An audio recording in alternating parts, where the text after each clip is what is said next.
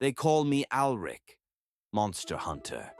But I'm no hero. I'm not here to tell you tales of glory.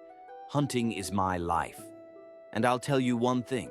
It's never just about swords or strength. The real hunt is within us.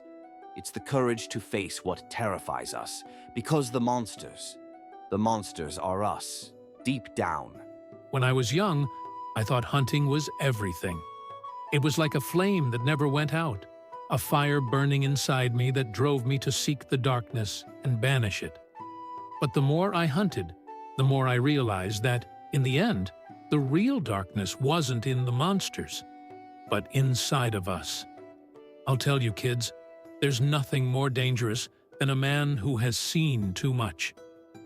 The first time I faced a Banshee, I had no idea what I was up against.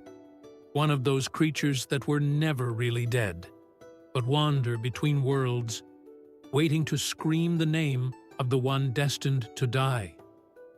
I found her in an old abandoned house, exactly where I was told the last terrifying scream had been heard.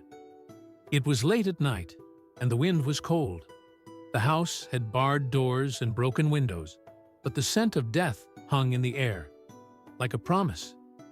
When I saw her, well, you don't see her like in those stories. There's no twisted face, no body crumbling away. Just a tall figure, dressed in rags, and her eyes, kids, those eyes, empty as a grave. That Banshee didn't scream right away.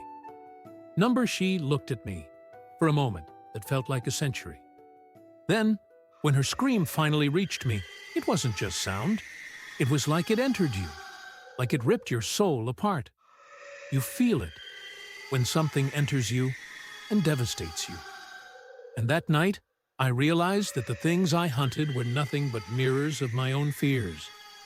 When I finally killed her, her scream stopped. But I didn't feel like a hero. I only felt emptiness. That feeling is something you never forget. It's like taking something that doesn't belong to you. Killing a monster is never a victory, kids. Every time you bring one down, a little piece of you goes with it.